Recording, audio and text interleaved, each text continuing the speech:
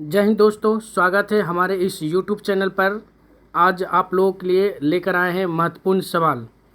Bihar police की जो परीक्षा होने वाली है और महत्वपूर्ण एग्ज़ाम के लिए यह अति महत्वपूर्ण सवाल है जो आप लोगों को एग्ज़ाम में आने की संभावना बनती है। स्वतंत्रता प्राप्ति के पूर्व भारत में किस प्रकार की व्यवस्था थी, राजस्व व्यवस्था थी, इसके बारे में हम लोग देखेंगे। यहाँ पर देखना है कि स्वतंत्रता के प्राप्ति से पहले भारत में किस प्रकार की व्यवस्था थी टैक्स देने का, राजस्व का। इस प्रकार से हम लोग जो है इसके बारे में देखेंगे। पहला सवाल इससे बनता है पहले इसके बारे में डिटेल जानेंगे।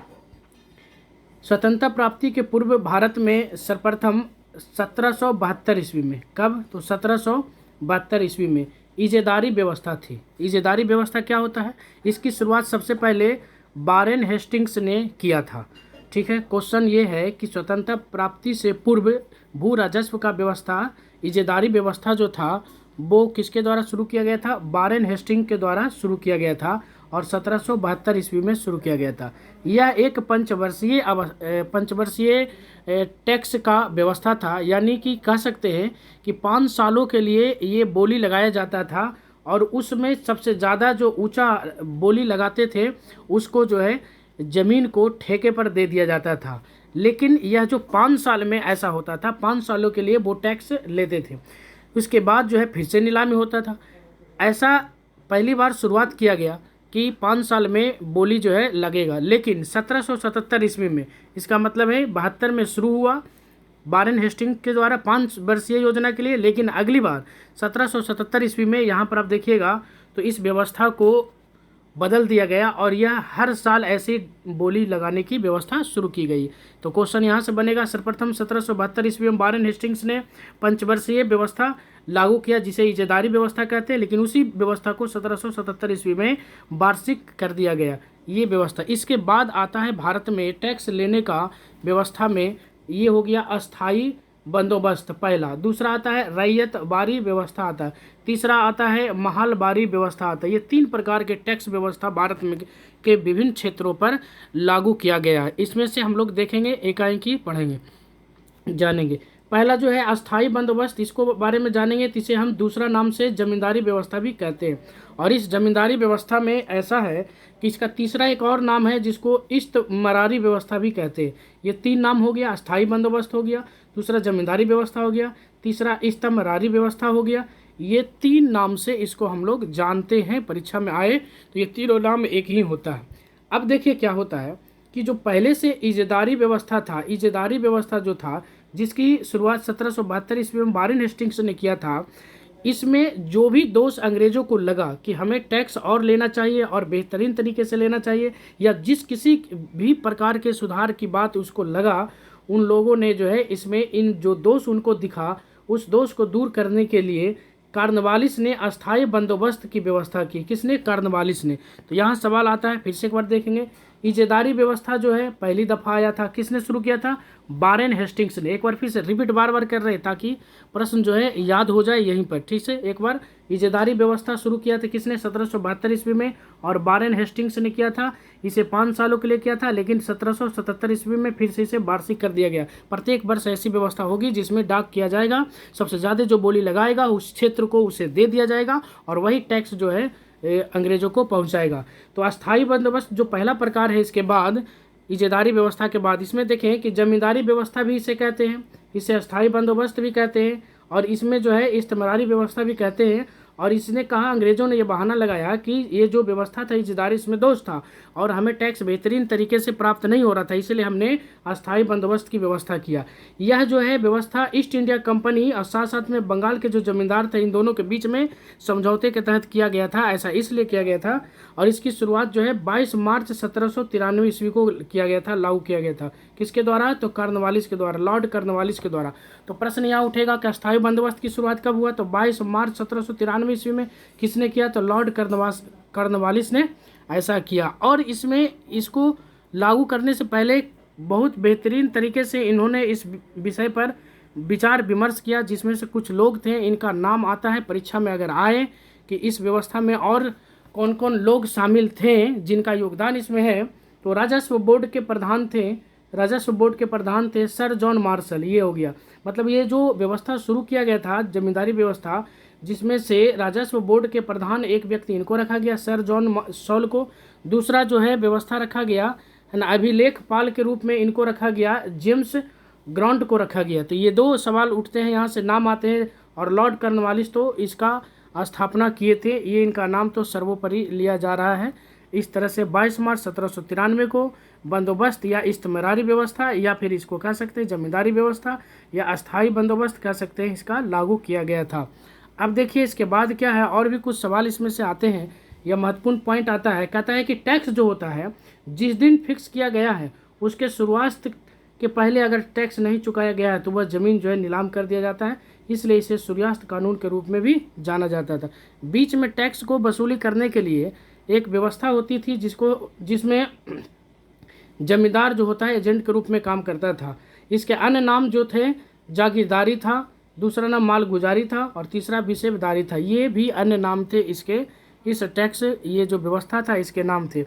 ये क्षेत्र कौन कौन से क्षेत्र को प्रभावित करते थे या किस किस क्षेत्र में इस प्रकार की व्यवस्था थी, तो इसमें हम देखेंगे इस क्षेत्र में बिहार आता है, बंगाल आता है और उड़ीसा आता है। ये 19% क्षेत्र जितने भी अंग्रेज़ों के हाथ में ज़मीन था, जितना भूभाग पर उसका अधिकार था, उसमें से 19% जो है क्षेत्र पर इस प्रकार की व्यवस्था लागू किया था। अब देखिएगा दूसरा प्रकार रैयतबारी व्यवस्था। तो ये कहें कि इस तरह से हम लोग जो है इसको पढ़ेंगे और महत्वपूर्ण सवाल इससे कहीं ना कहीं प्रश्न आने की संभावना बनती है। इसमें देखिएगा कि रैयतबारी व्यवस्था में मद्रास का गवर्नर जो था उसका नाम क्या था, थॉमस मुनरो। मद्रास का जो गवर्नर जो नियुक्त किया गया या अधिकारी नियुक्त किया उसको थॉमस मुनरो बोले थे उस समय। वो 1819 से लेकर के 26-27 तक रहा था। और देखिए कि इसमें से कहीं 1820 देता है, 1827, कहीं 1819 से 26 तक ये बात है। इसका मतलब है कि इसमें 12 महल में सबसे पहले ये व्यवस्था थॉमस मुनरो ने, जो मद्रास का गवर्नर हुए करते थे, इन्होंने शुरुआत किए थे। कहाँ पर, तो क्वेश्चन हमसे पूछेगा रैयतवारी व्यवस्था जो है कहाँ से संबंध रखता है, तो मद्रास से संबंध रखता है। मद्रास का गवर्नर लॉन्च किया था, उनसे संबंध रखता है। थॉमस मुनरो से संबंध रखता है। शुरुआत कहाँ से किया गया था, 12 महल में सबसे पहले इसकी शुरुआत हुई थी। 1820 ईस्वी में यह संपूर्ण मद्रास में इसको लागू किया गया था और पूरे जितने भी क्षेत्र था इसका 51% पर यह रैयतवारी व्यवस्था लागू किया गया था। और ये कहाँ कहाँ, तो ये मद्रास में, बम्बई में, मद्रास में 1820, बम्बई में 1825, आसाम में, सिंध में और पूर्वी बंगाल में, इस जगहों पर यह व्यवस्था लागू किया गया था। इस प्रकार से इसके बारे में हम लोग देख सकते हैं। और भी व्यवस्था इसमें है, क्या क्या है महत्वपूर्ण सवाल जो है या जो इससे कंटेंट निकलता है। 1858 ईस्वी तक संपूर्ण दक्कन एवं अन्य क्षेत्रों तक इसका प्रभाव हो गया था। एजेंट इसमें किसी प्रकार का नहीं होता था, कोई जमींदार इसमें एजेंट के रूप में नहीं था। और जो लगभग आधा भाग पर टैक्स लगता था, यानी कहने का मतलब है लगभग आधा भाग लगान के रूप में देना पड़ता था किसानों को। अगर लगान नहीं देते हैं, लगान नहीं दे पाते हैं आप, तो आपको मतलब है कि आपको पास भूमि नहीं रहेगा, भूमि का नीलामी कर दिया जाता था। और 20 से 30 वर्षों में इसका बदलाव होता था। कहीं कहीं 20 वर्षों में बदलाव की बात लिखी है, कहीं कहीं 30 वर्षों में, कहीं 20 से 30 लिखा है। इस प्रकार से आप देख सकते हैं कि 20 रहेगा ऑप्शन में 20 मारेंगे, 30 रहेगा 30 मारेंगे, 20 से 30 रहेगा तो इस 20 के बीच में रहेगा तो वो मारेंगे। ऑप्शन के हिसाब से आंसर को हम लोग देने का काम करेंगे, ये है। इसके बाद जो है मालवारी व्यवस्था, इसमें आप देखिएगा मालवारी व्यवस्था क्या था, तो इसमें देखिएगा कि 1822 ईस्वी में हॉल्ट मैकेजी, नाम क्या है, नाम जो है पढ़ने में ध्यान दीजिए। 1822 ईस्वी में हॉल्ट मैकेजी नाम का एक व्यक्ति है जो शुरू किए थे, कब, 1822 में। और इसे 1833 ईस्वी में लॉर्ड विलियम बेंटिंग ने इसकी समीक्षा की, इसमें क्या और होना चाहिए, ये समीक्षा की किसने, लॉर्ड विलियम बेंटिंग ने। कब किए थे, 1833 ईस्वी में। मालवारी व्यवस्था की शुरुआत 1822 ईस्वी में, इसकी समीक्षा 1833 ईस्वी में किए थे। किसने किए थे, लॉर्ड विलियम बेंटिंग के द्वारा किया गया था। यह उत्तर पश्चिम, ठीक है, नॉर्थ वेस्ट इंडिया तथा इसमें देख सकते हैं पंजाब यूपी और पार्ट्स ऑफ सेंट्रल इंडिया, और साथ साथ में ऐसे कह सकते हैं तो इसमें Agra, part of central India में अगर देखते हैं तो आगरा भी इसमें था, है ना। आगरा के बाद देखिएगा मध्य प्रांत यानी मध्य प्रदेश का हिस्सा होगा, गांधार क्षेत्र भी था। इस तरह से ये सब क्षेत्र भी ऑप्शन में रहे, तो ध्यान दे करके आंसर मारना है, पढ़ करके समझ करके। 30% भूमि पर जो क्षेत्र होता उस पर जो है मालवाड़ी व्यवस्था था। जमींदारी और रैयतवाड़ी व्यवस्था दोनों का ये क्या था, तत्व इसमें मिले हुए थे। भूमि जो है महाल में बांट करके, भूमि को महाल में बांट करके इससे टैक्स लिया जाता था। भूमि को महाल में, किसमें, महाल में, यानी एक गांव महाल में हो सकता था या एक से अधिक गांव हो सकता था। टैक्स महाल पर निर्धारित किया गया था और इस टैक्स को ग्राम का जो प्रधान होता था वही वसूली करता था।